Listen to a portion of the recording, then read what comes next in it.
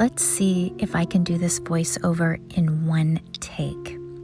This morning, I was in my kitchen and I heard the sound of a chainsaw. So I looked out the kitchen window that I often look out of every single day, and I saw that they were starting to cut down the dead jacaranda tree. Now, this tree has been here the whole time we've lived here for 27 years. And at one time, it was alive, and there were beautiful purple blooms that would happen twice a year, usually in the spring and in the fall.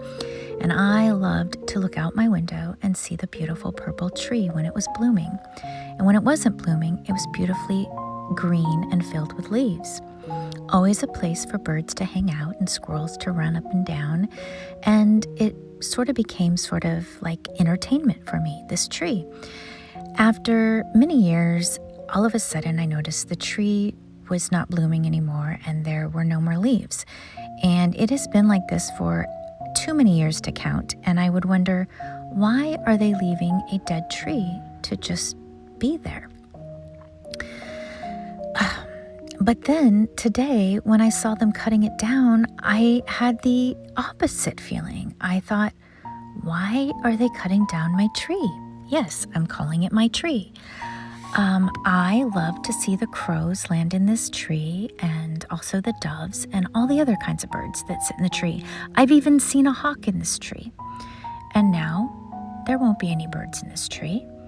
I even have a memory of our son Dylan and his cousin Ellie. They wanted to climb the tree one day. And we said, sure, climb the tree. It's okay to climb trees. You know, you're kids, so climb the tree. And Ellie couldn't get up in the tree, so we got a ladder out and we got her up in the tree. And they were sitting in the tree, and I was taking pictures, and then we walked away.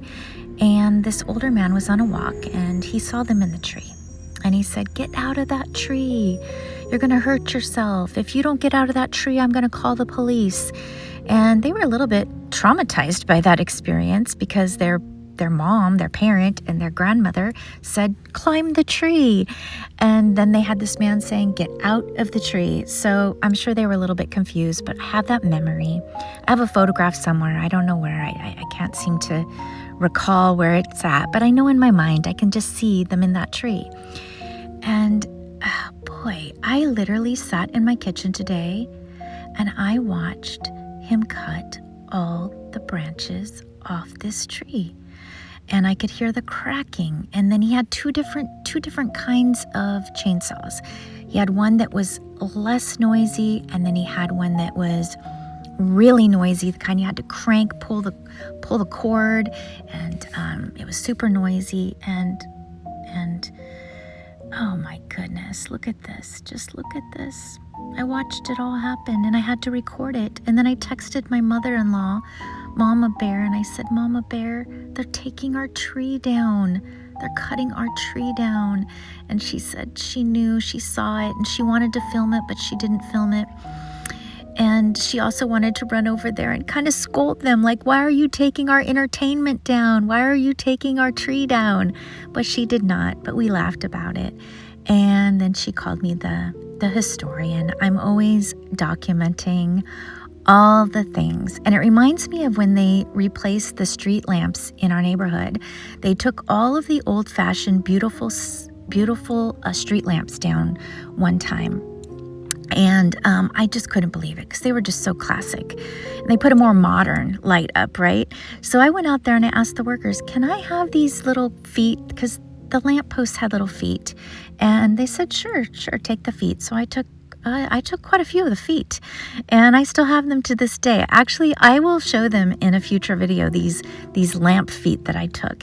And at the time I was blogging, so I wrote a big blog post about these lamp poles that were going up. And I was devastated by that too. But you know what? In life, things change. We can't make that any different. Things are going to change. Old shops we used to love are going to shut down.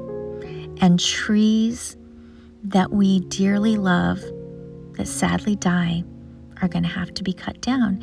We only hope that they will replace this tree with a new baby tree and that we can watch that baby tree grow. But that's to be determined. And in the meantime, goodbye, Jacaranda. You gave us so much entertainment. We'll miss you very, very much.